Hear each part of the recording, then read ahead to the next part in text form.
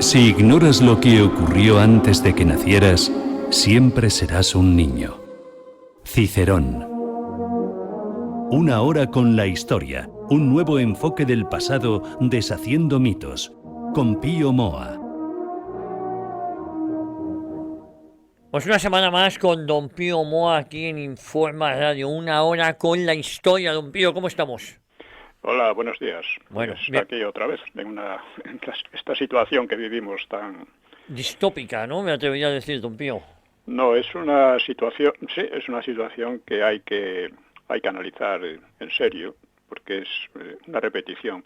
Vamos a hablar de ello. Sí. He puesto en Twitter, como ha dicho Abascal, que querría gobernar en solitario, lo cual me parece muy justo, ¿no? Sí. Pero ¿puede gobernar en solitario? Pues todo depende de hacer comprender a los españoles que está en juego la supervivencia de la nación y la libertad, las libertades democráticas, entre otras cosas, ¿no? Sí, justo. Sobre esto hablaremos un poco, pero antes quiero mencionar un par de cosas más domésticas, ¿no? Sí. En primer lugar, que este programa no cuenta con fondos públicos, sino que depende de las aportaciones que agradecemos mucho de nuestros oyentes. Entonces, como andamos siempre un poco a trancas y barrancas, no llegamos casi nunca al mínimo necesario, pues porque además podríamos hacer otras cosas teniendo un poco más de aportación, ¿no? Pues quiero llamarles a que apoyen, aunque sea con 10 euros mensuales, a nuestra cuenta, que es del BBVA. La voy a decir y a repetir para que la apunte quien quiera, ¿no? La cuenta es ES09 0182 1364 3302 0154 3346. La repito. ES09 0182 1364 3302 0154 y 3346. Vale. También quiero decir que este sábado 31 estaré en la Feria del Libro, la 94, la caseta 94 de Ediciones Encuentro, a partir de las 5:30. Muy bien. Y que el sábado 7 estaré en la caseta 284 de la Feria del Libro a partir de las 12. Muy bien. Y el domingo 8, pues también en la 94. Otra cuestión es que hay una serie de libros que no están en estas casetas. Perdón. Sí. Y vamos a ver. Sí, a ver, para Lo que digo se en un momento, tengo que mirarlo. Sí, para firmar y... Sí, porque algunos, como son casetas de edición, de editorial, pues... Claro. No pues, son de librería, no tienen algunos claro. títulos, hay que irlos Entonces, a buscar. por ejemplo, la novela Sonaron gritos y golpes a la puerta, los libros de historia El PSOE en la historia de España, Mitos de la Guerra Civil, la Segunda Guerra Mundial y el fin de la era europea, Nueva historia de España, la Segunda República, etcétera. Algunos están en la caseta 284 y están en la caseta 205 de la editorial Actas. Pues está la novela Cuatro perros verdes, está el libro De un tiempo y de un país, las memorias de la época del Grapo, está Galería de charlatanes y está Por qué el Frente Popular perdió la guerra. Y dichas estas cosas, como digo, más domésticas... Pues vamos a analizar un poquito cómo está la actualidad del momento, ¿no? Bueno, efectivamente, el gran problema que tiene actualmente España se parece muchísimo al que dio lugar a la Guerra Civil.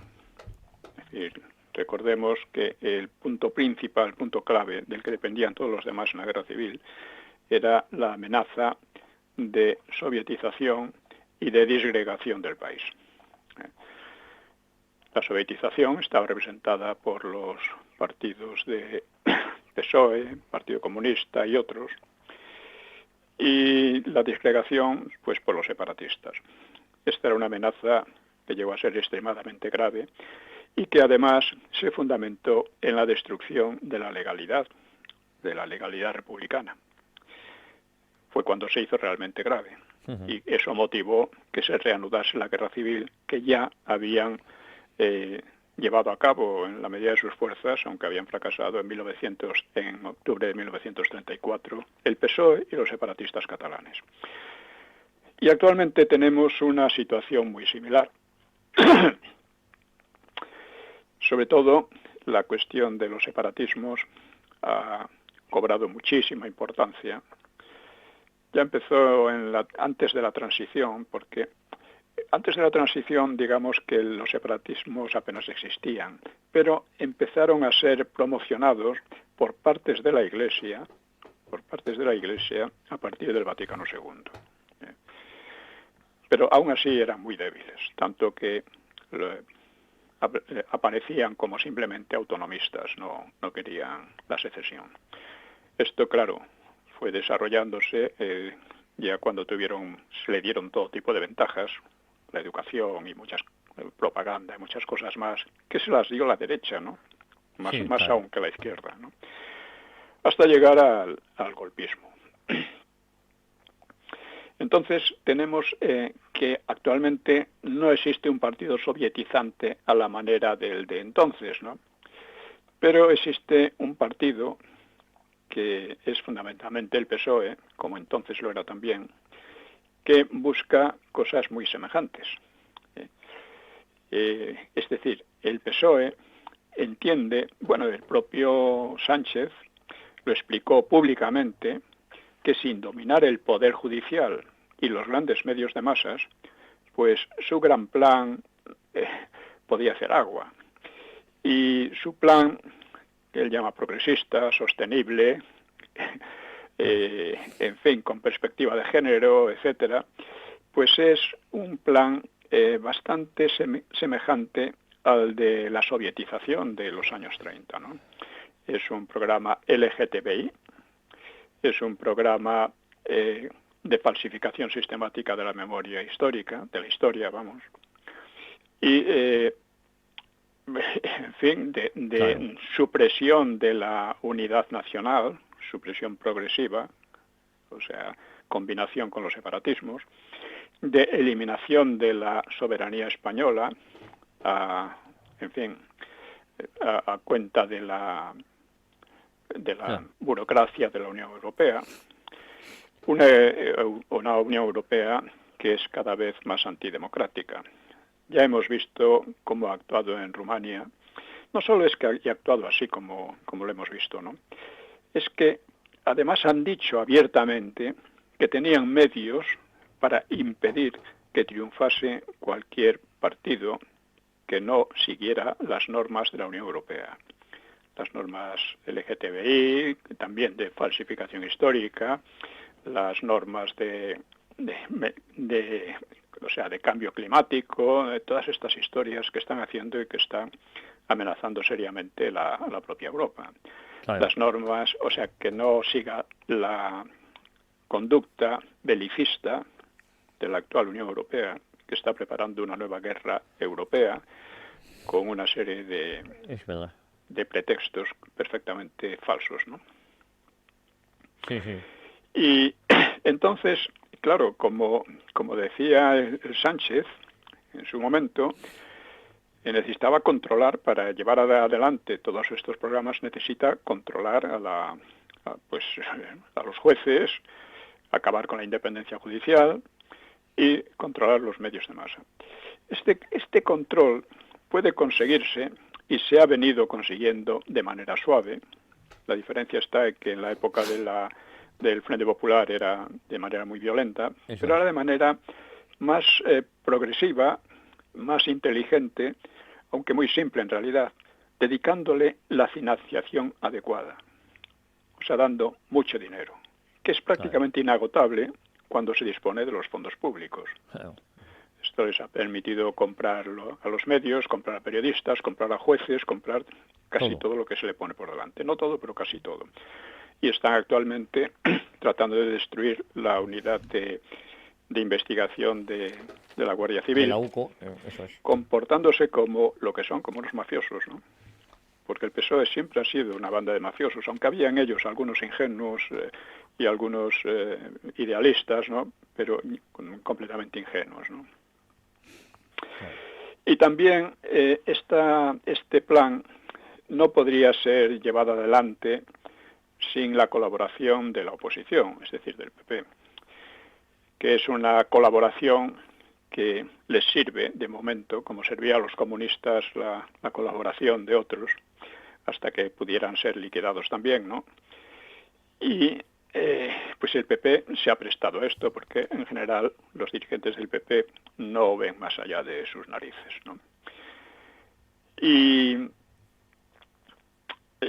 pues digamos que en esta situación la oveja negra viene a ser Vox, que a pesar de su falta que no comprende estos proyectos, es decir, no comparte estos proyectos al revés que el PP, ¿no? Y a pesar de ello viene creciendo peligrosamente para ellos en los últimos años, ¿no?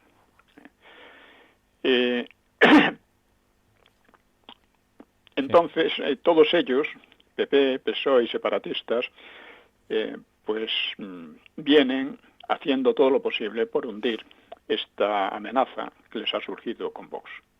Y a ello se dedica, pues, naturalmente, nuestro doctor, ¿no? Bueno, Vox, ¿qué puede hacer con relación a esto? Desde luego está haciendo una labor importante. Es el único partido que defiende la unidad nacional, que defiende los principios básicos de la democracia, que están siendo arruinados de manera sistemática, y con ello puede ganar a la mayoría, creo yo, del electorado. Pero puede que el problema no se resuelva ahí, porque como hemos visto en Rumanía y en las amenazas sobre otros, las presiones sobre Hungría, sobre Polonia, sobre Eslovaquia, etcétera, todo esto revela que estos están dispuestos a ir a por todas, ¿no? Y ante una situación de degradación tal como la que estamos viviendo, pues está claro que puede que las elecciones no sean suficientes. O sea, porque pueden ser falsificadas y, de hecho, este gobierno está haciendo todo lo posible para poder falsificarlas. Luego, la política que sigue este gobierno y el PP, porque siguen las mismas políticas, se puede resumir en 3 puntos, ¿no? Primero, disgregación nacional, cada vez más evidente. El PP allí donde donde han triunfado los separatistas, el PP se ha ocupado de impedir toda resistencia real a ellos, de desarticularla, ¿no? Donde no han triunfado, el PP los ha sustituido, porque la política del Moreno, Bonilla en Andalucía, Feijóo en Galicia, etcétera, era exactamente la misma, la que habían seguido Feijóo o Arzallus para ir creando el ambiente necesario para la secesión, en definitiva. Y esta es esto por una parte.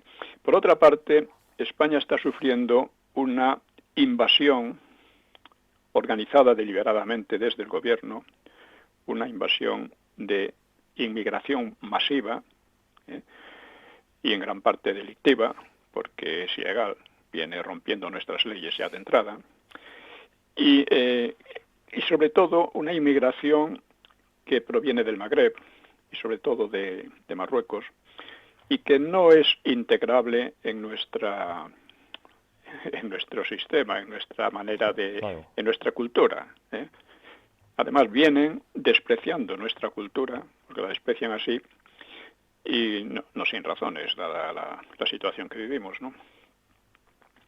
Y ellos, por ejemplo, los marroquíes, que han sido medio millón, creo que medio millón de ellos fueron nacionalizados españoles el año pasado, Medio millón. pues estos señores no solo no se identifican con nosotros, es que además siguen siendo súbditos del rey de Marruecos. Claro. Es decir, son una quinta columna, ¿no? Claro. Eso de un país que trata de ocupar ciudades españolas y probablemente las Islas Canarias también, porque en las Canarias están montando un movimiento diciendo que aquello no es España, que aquello es África y África para los africanos y historias de estas.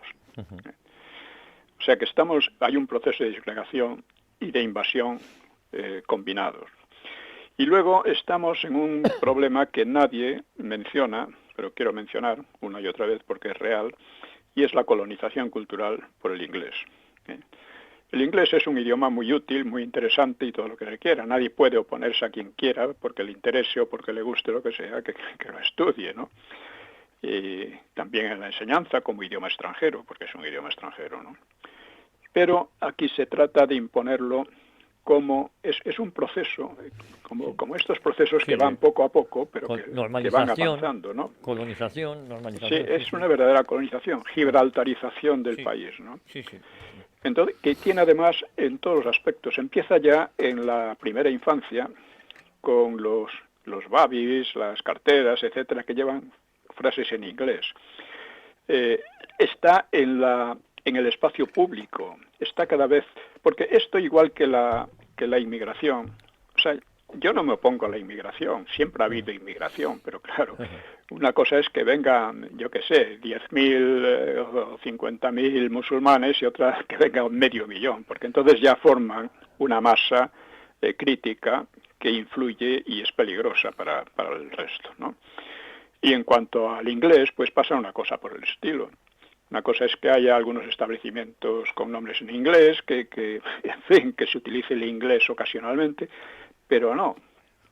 La tendencia es a convertirlo en un idioma en la enseñanza pues parecido al español. Que se explique, eso sobre todo lo ha hecho el PP. El PP apoya los separatismos por una parte y la colonización por el inglés por otra. Por otra, sí. Porque el hacer bilingüe la enseñanza, bilingüe español e inglés, es aparte de anticonstitucional, porque la Constitución dice que el idioma nuestro es el español, ¿no? Aparte de anticonstitucional, es insultante para nuestra cultura, porque se impone no en igualdad de condiciones, sino ¿por qué se impone? Porque se considera que es la lengua superior, que es la lengua de la cultura, la lengua de la ciencia, la lengua del deporte, la lengua de todo, de la milicia, etcétera, ¿no? Todo eso ha avanzado muchísimo. Y luego en el espacio público, es decir, hay una idea de que la lengua de la cultura es el inglés y que el español debe tender a quedarse como una lengua doméstica, una lengua un poco, en fin. Pues igual, sí. Que además a los separatistas les viene muy bien, porque dicen, bueno, aquí hablamos catalán, por ejemplo, e inglés, ¿por qué tenemos que hablar español? Que no es un idioma propio nuestro, según ellos, ¿no? Pues todo esto va mezclado, forma un conjunto de amenazas muy graves y muy serias contra la España histórica y cultural. Y ya una situación parecida ya llevó a la guerra civil, puede llevar a cualquier otra situación aquí completamente indeseable en principio, ¿no? Porque la guerra civil fue una cosa lamentable, pero en principio no fue tan lamentable porque ganaron los buenos. Ganaron los que mantuvieron la continuidad histórica de España. Hubiera sido terrible que hubieran ganado los otros, ¿no? Bueno, pues ahora estamos en esta situación, esta especie de programa, porque es un programa realmente, de desarticulación de España, de la nación española, de destrucción de la cultura española, de invasión de otras culturas, todo hecho deliberadamente, porque no son cosas que ocurran por casualidad. Y esto es importante saber de dónde viene. Viene fundamentalmente del PSOE y de los separatismos, sobre todo el separatismo catalán, como ocurrió en la República y luego en el Frente Popular. Bueno, esto hay que entenderlo. En el libro El PSOE en la historia de España he intentado ver que todo esto no es porque sean muy malos los socialistas, no es porque no es por casualidad tampoco, es porque tienen un concepto de la historia y de la propia España que es lo que les lleva a actuar de esa manera. Según ellos, España no es una nación. España es un conjunto de naciones sobre las cuales se impone un Estado que lógicamente es un Estado opresor, porque en definitiva toda la propaganda que se hace, separatista, etcétera, se basa en la idea de que, de que España les oprime, de que España es algo que no es deseable, ¿no? Y por lo tanto, cuando hablan, por ejemplo, del derecho a la autodeterminación, no quieren decir derecho a la autodeterminación, a la separación, algo por el estilo, quieren decir obligación de separarse. Eso es.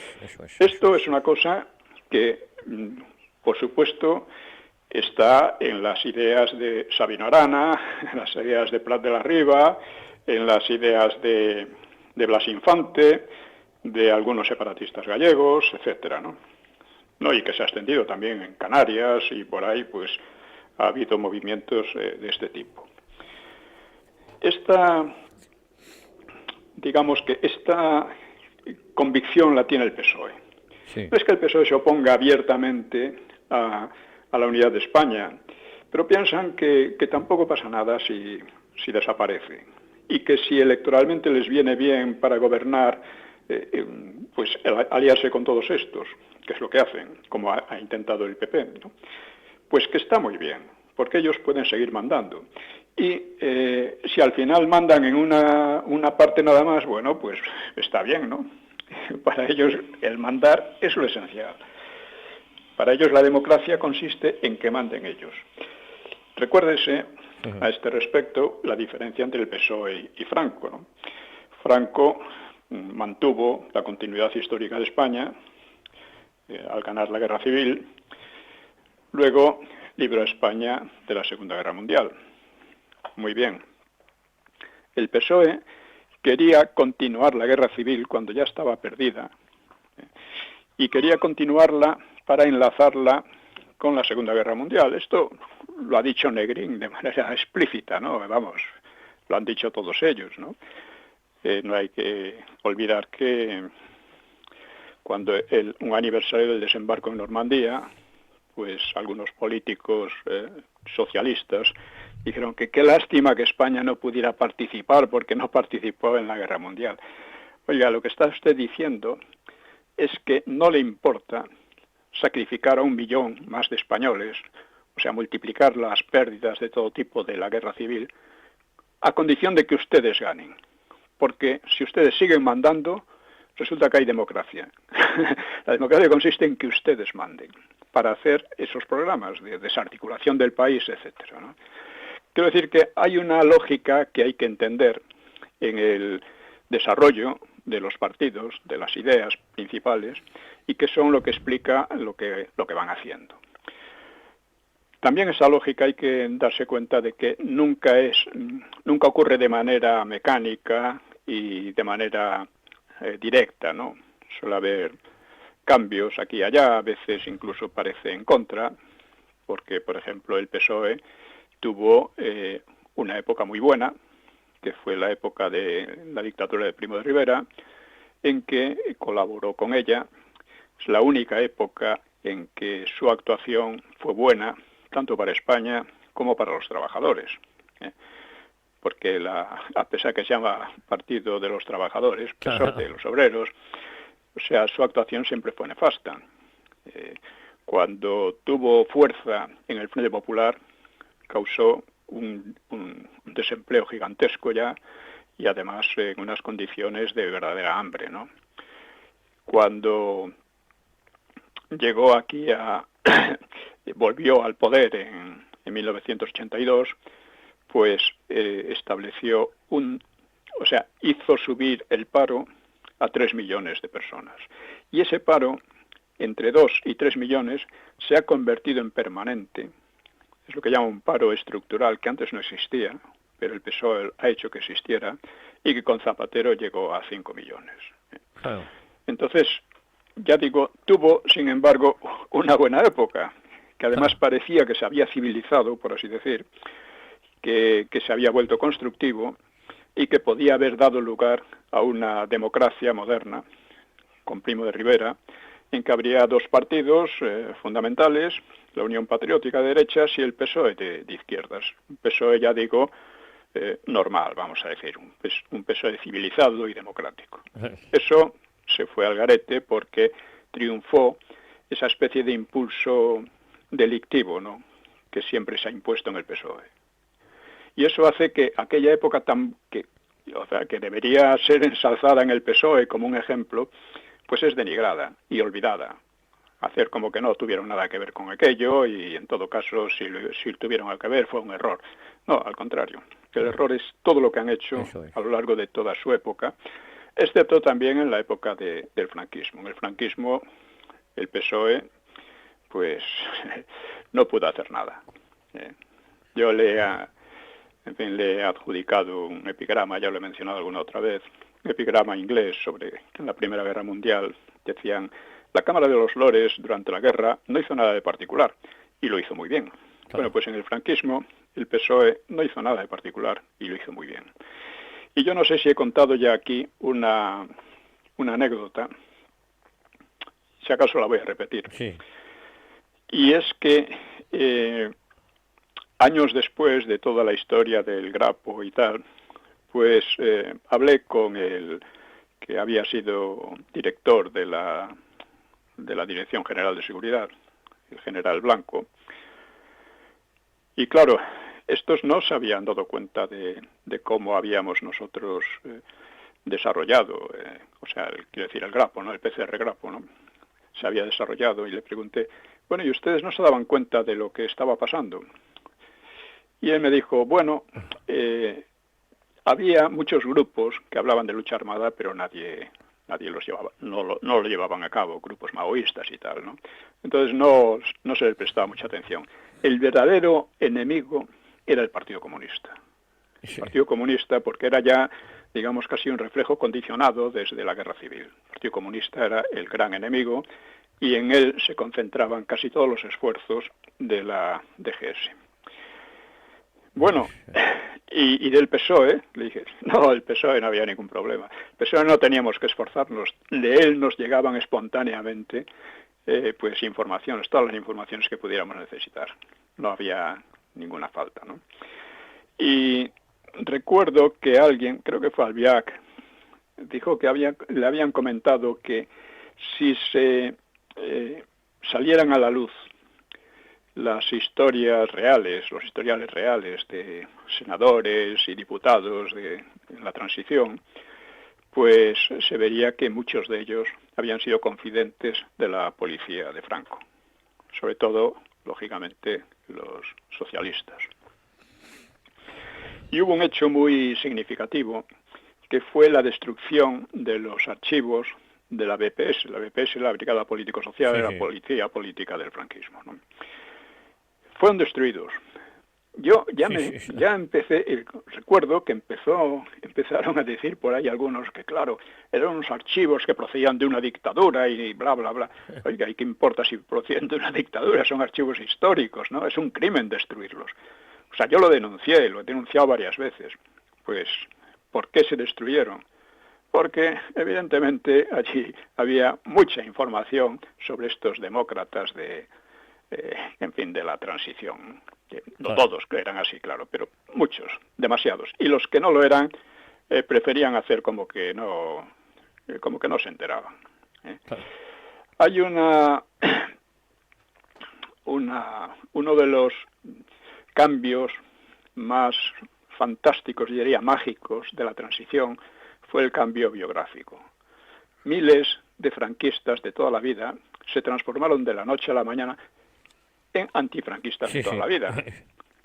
Miles de sujetos que prosperaron hasta como funcionarios del régimen pues resulta que habían luchado contra él, o que al menos habían sufrido un cruel exilio interior, para que luego digan que la magia no funciona. Funcionó, vaya que sí funcionó. Aquí tenemos muchos ejemplos, por ejemplo, en la historiografía, suelo citar a Ángel Viñas, ¿no? Ángel Viñas era un funcionario de bastante confianza en el franquismo, en el aspecto económico y tal, pero llegado un momento pensó que el futuro iba por otra parte y se hizo socialista, ¿no? Había otro personaje muy típico, Onega, Fernando Onega, creo que se llama, ¿no? Sí. Que cuenta, hablando de la transición, dice, parece un cuento, porque todo fue fantástico. Quizá nunca en la historia de España hubo una coincidencia de tantos nombres ilustres, de tanto talento, de tanto proyecto de futuro. Hombre, empezando por el propio Onega, ¿no? Claro. Que de portavoz de la Guardia de Franco, pues proyectó su futuro como demócrata de toda la vida. Igual que tantos otros, ¿no?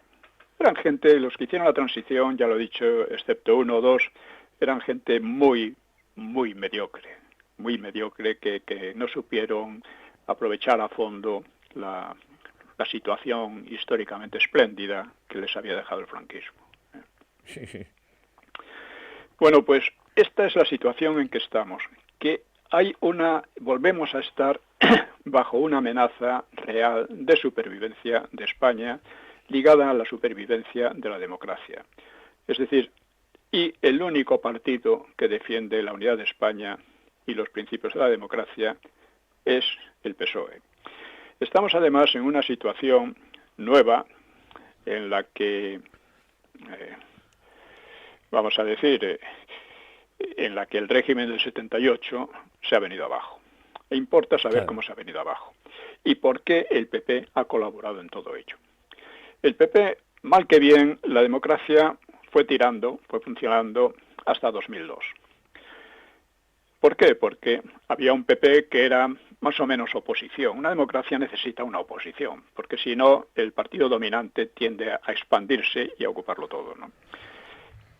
Y el PP era más o menos, ya digo, oposición. No muy brillante ni nada, pero bueno, lo era.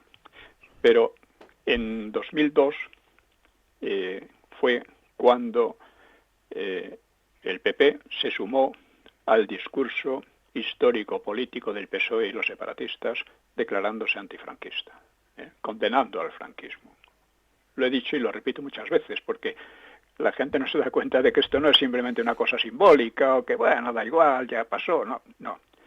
Esto es esencial porque en ese momento el PP dejó de ser oposición, es decir, se unió a las políticas del PSOE.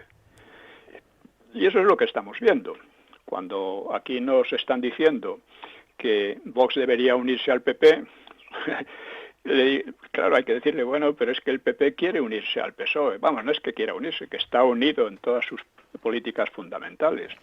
¿Por qué no dicen ustedes al revés, que el PP debería unirse a Vox? Claro, esto se lo oímos decir a yo que sé, a Los Santos, se lo oímos decir a Espinosa, en fin, a otros. Hombre, la verdad es que Vox ha tenido suerte en librarse de Espinosa, de Olona y de otros cuantos por el estilo.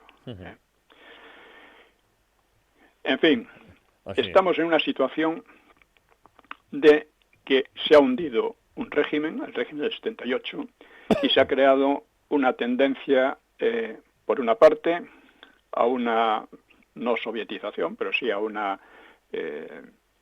digamos, venezolanización, porque es la tendencia del PSOE, y de disgregación, por una parte, y por otra, a una resistencia creciente que está en Vox. Claro, Vox, a pesar de que tiene algunos defectos que yo he señalado, sobre todo en materia de política exterior, a pesar de eso, ya digo, es el único que defiende la unidad de España y que defiende la democracia. El único, actualmente. Luego surgen algunos otros por ahí que hablan, como Alvise, pero no tiene una línea política, ni un trasfondo político, ni nada. Es simplemente aprovechar la corrupción. Que son unos corruptos, sí, pero mire usted, la corrupción es el pecado menor de este partido y de este gobierno. Es muy grave, por supuesto, es una cosa desvergonzada. Sí, sí. Y ojalá caiga por eso, como cayó Al Capone por los impuestos. Sí. Ojalá caiga por eso. Pero sus delitos van contra la unidad de España y contra la democracia. Claro. Eso es muchísimo más grave que el que roba más aquí o allá, ¿no? Es verdad. Es mucho más grave. Y eso es lo que hay que ver. Y por eso, insisto, Vox es el partido que en estos momentos defiende la unidad de España y la democracia. Que las dos cosas deben ir unidas, porque las dos cosas están siendo amenazadas dentro de España y desde la Unión Europea. La Unión Europea ha degenerado de una manera absoluta. Sí, sí. Bueno, pues viendo con este resumen histórico, ya digo, que nos lleva a recordar, porque las experiencias de los años 30, pues viendo esto, vamos a pasar al episodio de hoy. El episodio, bueno, estábamos hablando de los ministros del franquismo, habíamos hablado de Serrano Suñer, y vamos a hablar de otros más, pero lo vamos a dejar para otra ocasión, sí, porque me interesa señalar otro aspecto histórico que es el de la Segunda Guerra Mundial. La Segunda Guerra Mundial acabó con la era europea, que había iniciado España con los descubrimientos y conquistas del siglo sí, del siglo XV, finales del XV y del siglo XVI fundamentalmente, ¿no? Y como he escrito el libro La Segunda Guerra Mundial y el fin de la era europea, precisamente para analizar estas cosas. Y quería decir un par de ellas, algunos aspectos de ello, sobre lo que fue aquello, ¿no? Digamos que en las dos guerras mundiales pueden encontrarse un fondo político común, que fue la irrupción de Alemania como gran potencia, con aspiraciones hegemónicas en un orden europeo e incluso mundial, ¿no? La cuestión era, ¿podría haber alcanzado Alemania la hegemonía sin que se hubiese llegado a la guerra? Bueno, eso parece muy poco probable, ¿no? Hitler preparó la guerra ya desde el principio, ¿no? Si Hitler hubiera tenido las manos libres contra Stalin, sin temor a un segundo frente, a un doble frente, pues sus posibilidades de ocupar Rusia habrían sido mayores, aunque no seguras del todo, ¿eh? De haber tenido éxito, Alemania se habría alzado como la potencia superior en Europa y la perdedora, que sería Rusia, habría sufrido un destino cruel en extremo, porque pensaban colonizarla e incluso reducir a una especie de servidumbre a los eslavos, ¿no? Esto está escrito por ellos, o sea que no es una cosa que se les achaque, ¿no? Pero digamos que lo que movió a Churchill y a Roosevelt a impedir el plan de Hitler no fue solidaridad con la Unión Soviética, pero al final eso fue lo que sucedió. sí. El objetivo de Churchill era aplastar a Alemania a toda costa, aunque no estuvo lejos de terminar en el aplastamiento de la propia Inglaterra. Su cálculo el cálculo de Churchill de salvarse mediante la beligerancia de Roosevelt, pues se vio largo tiempo defraudado, porque Roosevelt no era muy entusiasta al principio, ¿no? Pero tuvo el auxilio que no podía haberse previsto de Franco, porque la neutralidad de España pues favoreció sobre todo a Inglaterra en aquellos momentos tan difíciles para ella, y que fue un auxilio no por simpatía hacia Inglaterra, sino por otras consideraciones, porque para Franco era más importante las cosas, ¿no? Uh-huh. Y en cuanto a Roosevelt, pues calculó correctamente que su potencia industrial y su posición estratégica, que le hacían invulnerable, pues le permitían alimentar indefinidamente la lucha de los ingleses y la suya propia, y ayudar a los soviéticos, y simultáneamente poner su economía a pleno rendimiento, superando la depresión anterior, la depresión que venía de 1929, ¿no? Y además, digamos que Estados Unidos, USA, entraba en la guerra cuando ya la potencia alemana había mostrado claramente sus límites ante Moscú, porque quizá la la batalla más decisiva fue la batalla de Moscú, Claro. ya a finales de 1941, 6 meses después de la invasión, de la Operación Barbarroja. Allí fracasó la Wehrmacht y ya las cosas se pusieron muy difíciles para Alemania, aunque todavía pudo haber ganado quizás durante 1 año y medio más. Bueno, hay un problema también, estoy hablando de algunos problemas que planteo en el libro, ¿no? Pudo haber superado Rusia los enormes reveses iniciales sin la voluntad absolutamente férrea de Stalin. Bueno, este aspecto es incalculable, claro, pero puede que no hubiera conseguido superar aquellas derrotas iniciales, ¿no? Porque al parecer todos los jefes soviéticos entendieron que solo Stalin, podía salvar al país de una catástrofe total. Otra cuestión es la de Mussolini. Los cálculos de Mussolini no tenían razonablemente por qué haber fallado. El deslumbrante triunfo alemán sobre el ejército franco-inglés pues parecía augurar un nuevo orden al que indudablemente le convenía sumarse, ¿no? Además, recuérdese que la ocupación nazi en los países del oeste encontró más colaboración que resistencia. Sí, es verdad. O sea, mucha más, ¿no? Y tampoco podía esperarse razonablemente que, dada la enorme desproporción numérica, pues que los italianos fueran repelidos en Libia por tropas inglesas mucho menores y que además no eran tampoco demasiado buenas, como lo demostraría poco después Rommel, ¿no? Son cuestiones que trato, ¿no? Y he hecho algún pequeño resumen sobre la evolución. Por ejemplo, después de la batalla de Kursk, el ejército soviético era imbatible. La batalla de Kursk vino después de la de Stalingrado y en ella, digamos que el ejército alemán perdió ya la iniciativa, ¿no? Bueno, el ejército soviético, ya digo, era imbatible para cualquier enemigo. Stalin exigió para él la conquista de Berlín, cosa que era inevitable, porque la diferencia entre los avances soviéticos y el de los ingleses y useños después de la Operación Bagration, pues era enorme. O sea, la Operación Bagration fue contemporánea del desembarco en Normandía, pero la diferencia fue brutal. Desembarco en Normandía, aparte de que mató a más civiles franceses que a soldados alemanes, pues encontró una gran resistencia y tuvo que avanzar muy poco a poco, etcétera, ¿no? Mientras que con la Operación Bagration, el ejército soviético, digamos que rompió la columna vertebral de la Wehrmacht. Del ejército alemán. Prácticamente arruinó el grupo de ejércitos centro, ¿no? Bueno, pues en los tratados de Yalta, tratados, ¿no? Sobre el nuevo orden mundial, pues Stalin pesó tanto como Roosevelt y bastante más que Churchill, y además salió con un prestigio internacional inmenso, ¿no? Para él el balance no pudo ser más positivo. O sea, su poder se extendió a 1/3 de Alemania, a Polonia, países bálticos, Checoslovaquia, Hungría, Bulgaria, Rumania, Albania. Quedó neutralizada Finlandia y Austria. Y Yugoslavia, también comunista, escapó en cambio al control ruso, pero bueno.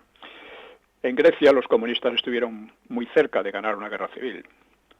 Allí tuvieron una especie de maquis que aquí en España fue vencido, pero que en Grecia obligó a intervenir a los ingleses, que fracasaron, y luego a los useños, que por fin impidieron que los comunistas ganaran el poder, ¿no?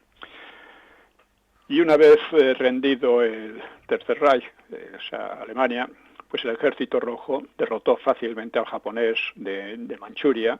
Con Japón ya estaba al borde de derrumbe, ¿no? Quedó bajo poder comunista medio Corea, luego medio Vietnam, y solo 4 años después la inmensa China. Y véase que de la estrategia del socialismo en un solo país que había defendido Stalin, se había pasado al socialismo en varios países, sobre una gran porción de la humanidad. Eso sí, con unos regímenes policíacos terriblemente opresivos, ¿no? Como se ha comprobado, ¿no?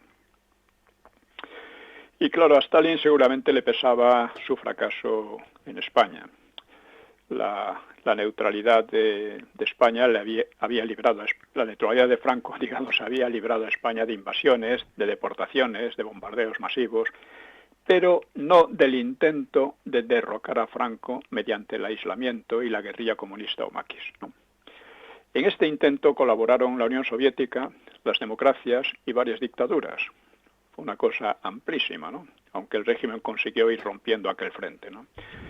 El aislamiento pudo causar una hambruna, pero fue desbaratado por el régimen de Franco junto con el maquis.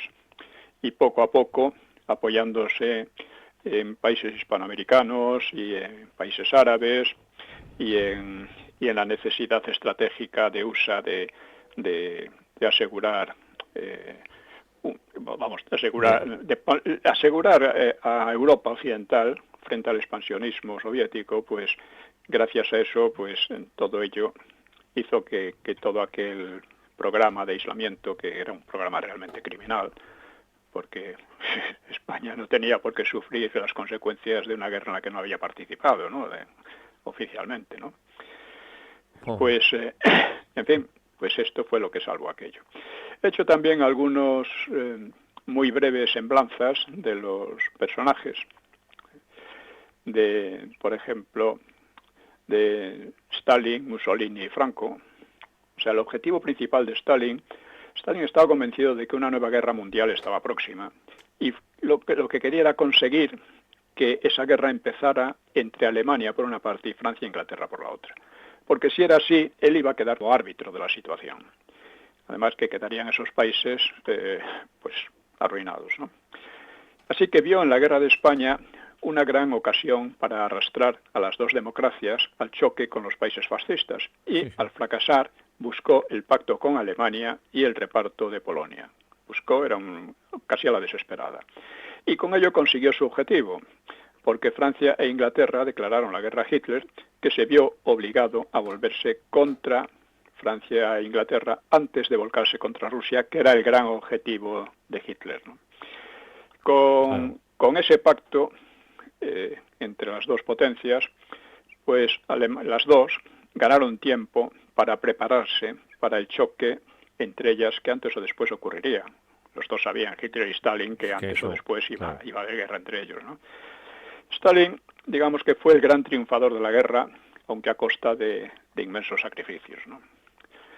Mussolini aspiraba a convertir a Italia en la potencia dominante en el Mediterráneo y a construir un vasto imperio en África, ¿no? No deseaba la guerra con Inglaterra y Francia, porque no se sentía preparado para ella, ¿no? Y tampoco quería supeditarse a Hitler. Pero cuando Alemania venció con tanta facilidad al ejército franco-inglés, pues creyó que la guerra estaba prácticamente ganada y que iba a consolidarse un nuevo orden europeo en el que le convenía entrar para evitar que Italia quedase satelizada a Alemania. Y lo que resultó es que efectivamente Italia no estaba preparada y sus sucesivas derrotas en Libia y Grecia la convirtieron en un aliado perturbador para el propio Hitler, ¿no? Perturbó los planes iniciales de Hitler, ¿no? Y cuando Mussolini fue derrocado, al invadir los aliados Italia, pues se generó en Italia una guerra civil paralela de la exterior. O sea que fue un fracaso en todos los órdenes, ¿no? Y si lo comparamos con Franco, Franco no deseaba una guerra en el oeste de Europa, porque pensaba que solo beneficiaría a Stalin.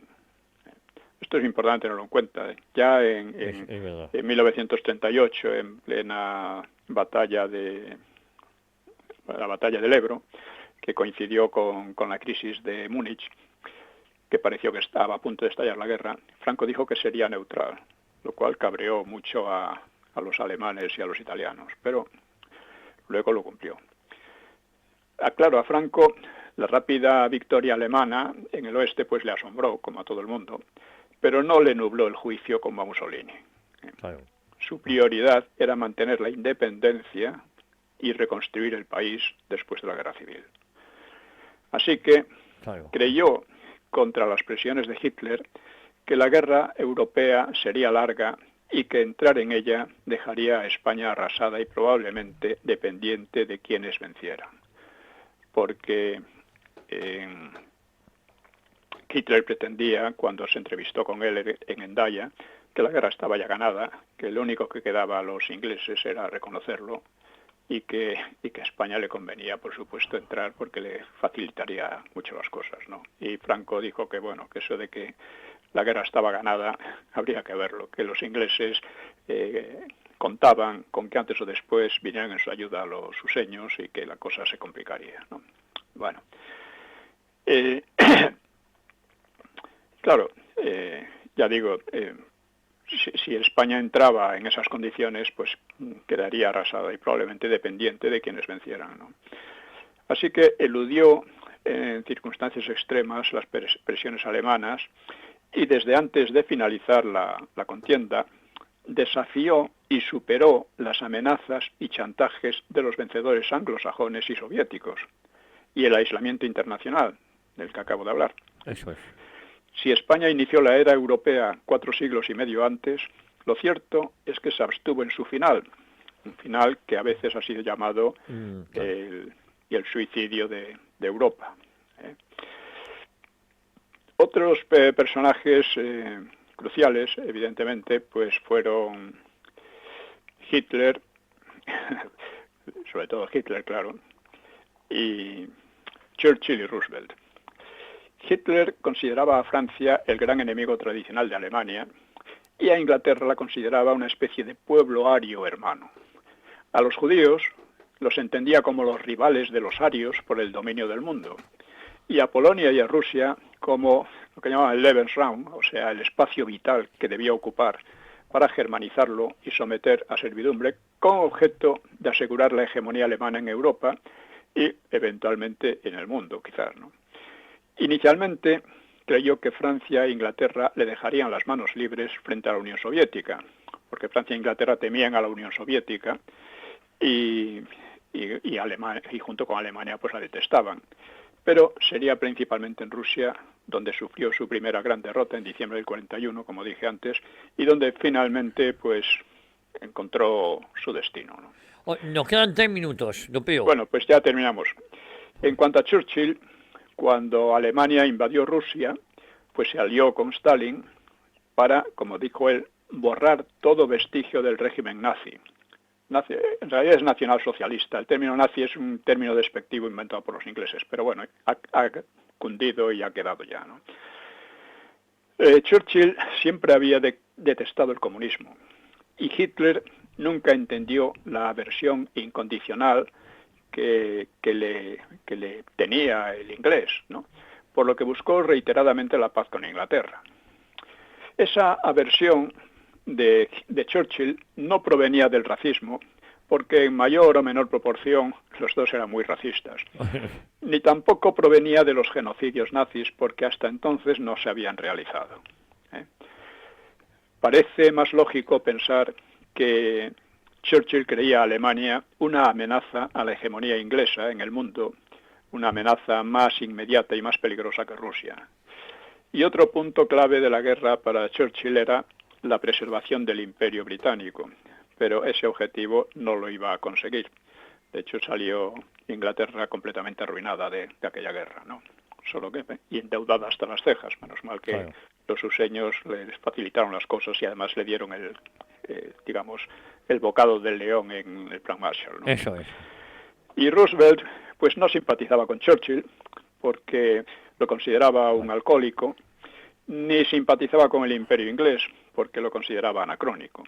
Su empeño inicial consistió en mantener a América a salvo de los conflictos europeos y ayudar a Inglaterra, pero sin comprometerse demasiado. O sea, tardó en atender los desesperados ruegos de Churchill para que se involucrase de una vez en la contienda, ¿no? Una vez dentro, pues Roosevelt le unió a Stalin el interés común contra Alemania, en el que la Unión Soviética aportaba con gran diferencia el mayor gasto en sangre y también las mayores victorias, hasta después de su desastroso comienzo, ¿no? Y también coincidía con Stalin en la escasa simpatía por el Imperio inglés. Roosevelt inició una nueva época en la historia de USA, abandonando el aislacionismo tradicional y convirtiéndola en el primer poder nuclear y la mayor superpotencia decisoria. Esto con el derrumbe de la Unión Soviética se hizo casi absoluto y actualmente estamos en otra situación que está cambiando por completo, en que USA ya no es la superpotencia total. No, eso es. Bueno, pues con esto, en la Segunda Guerra Mundial, el fin de la era europea, lo trato, entre otras muchas cosas, ¿no? Pues don Pío, lo dejamos así si le parece y nos vemos en la Feria del Libro, en el Retiro, en el Paseo del Retiro, ¿eh? De acuerdo, muy bien. Pues muchas gracias a todos y no olviden que este programa tiene ciertas necesidades económicas. Sí, eso es muy importante. Un abrazo fuerte, don Pío. Nos vemos Un abrazo para todos. en la Feria del Libro. Un abrazo. Adiós.